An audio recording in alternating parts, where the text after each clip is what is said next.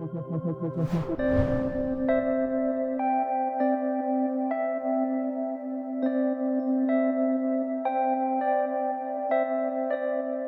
name is Sanjeet Rangarajan. I'm the Director of Rhinology and Endoscopic Skull-Base Surgery here at the University of Tennessee in Memphis. I've been practicing for 5 years here, and my practice is specifically for the care of rhinologic and skull-base neoplasms. The practice of otolaryngology and really all of medicine has obviously changed considerably over the last 10, 20, or even 30 years. And I think that the reason for that is because of the vast amount of knowledge and research that we have performed in this area. And as we learn more about these diseases and different pathologies, we start to shift from an algorithmic strategy for treating otolaryngology disorders into more of a personalized approach. And I think that the challenge facing otolaryngologists like myself going forward is ensuring that while it is important to use standard of care evidence-based algorithms in our approach to treatment, we also need to personalize treatment to individual patient scenarios. And our ability to do that is increasing and improving all of the time because of developments in technology and our understanding of disease.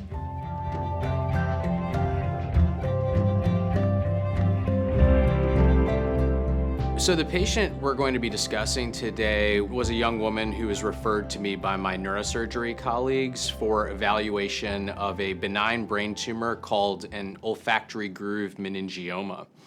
Interestingly, she didn't present with a lot of symptoms, and this tumor was found incidentally on some imaging that was conducted for another reason.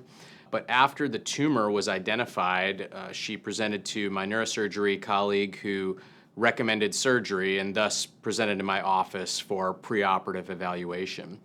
A meningioma is, again, as I mentioned, a benign brain tumor, meaning it doesn't spread to other parts of the body.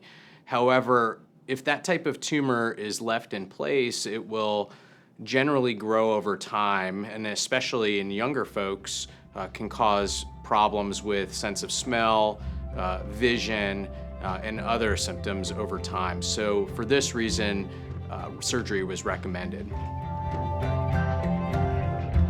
During the preoperative portion of this case, when we were planning using the stealth station, we were able to identify several anatomic features of the tumor as well as several potential hazards as well. Because this was an olfactory groove meningioma and we were dissecting the anterior cranial base, it was important to identify the anterior ethmoid arteries as well as the dimensions of the olfactory cleft. And we referred to these particular anatomic features throughout the case, both using our CT and MR imaging. We also plan to utilize a nasoseptal flap for reconstruction, as we estimated that our defect size would be amenable to that form of reconstruction. As we proceeded through the case, we utilized navigated microdebrider blades, which allowed us to, in an expeditious fashion, dissect the sinonasal cavity and arrive at the anterior cranial base. That was the most expeditious portion of the case, as it did take 12 hours due to the complexity of the tumor and the need to dissect around vital structures as well as preserve things. Stealth merge is a really important part of how we use the stealth station, and the reason for that is because we utilize CT and MRI images at different points during the procedure. Early on, when we are dissecting the sinonasal cavity and creating a corridor to the tumor, it's really important to be able to visualize CT imaging with very high fidelity. The stealth station allows us to do that. As we are approaching the tumor, which is generally more of a soft tissue consistency, as well as as we are looking at blood vessels and other nerves and vasculature in the area, we tend to rely a little bit more on our MR imaging.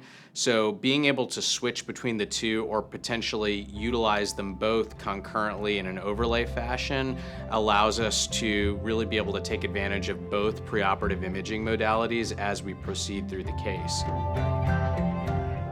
The way that we address these tumors has changed considerably over the last 30 years, and a lot of that has been due to advances in several different areas. The first is endoscopy, which allow us to remove tumors like this patient's meningioma in a minimally invasive way, utilizing natural body passages. So for instance, the traditional way to remove these tumors was through an open approach where we would make an incision overlying the scalp and generally have to manipulate the brain in order to reach the area in question. Now we can actually use a natural passageway, the nose, and go through the sinuses to address the tumor. And so this is advantageous for many reasons, some of which are obvious and some of which are not. The most obvious one is that it doesn't require any external incisions. So there's significantly reduced morbidity, and patients actually leave the operating room not looking like they had surgery. There's no incisions, there's no bruising, there's none of the things you would normally associate with surgery. So instead, we use tiny cameras, tiny endoscopes to address the area, and utilizing a variety of endoscopic tools, we can remove these tumors without really a lot of extra morbidity.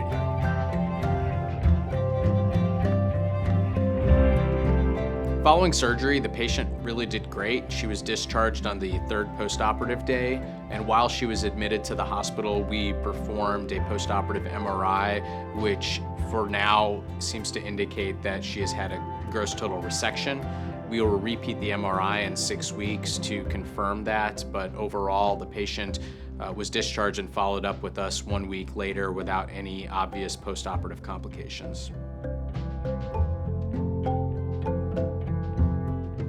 I think that our collaboration and relationship with industry is very important because we all have the same goal, and that is to improve outcomes for patients. And as we work together on education or developing new tools and techniques, industry and healthcare, including surgeons, can work together to really drive progress forward.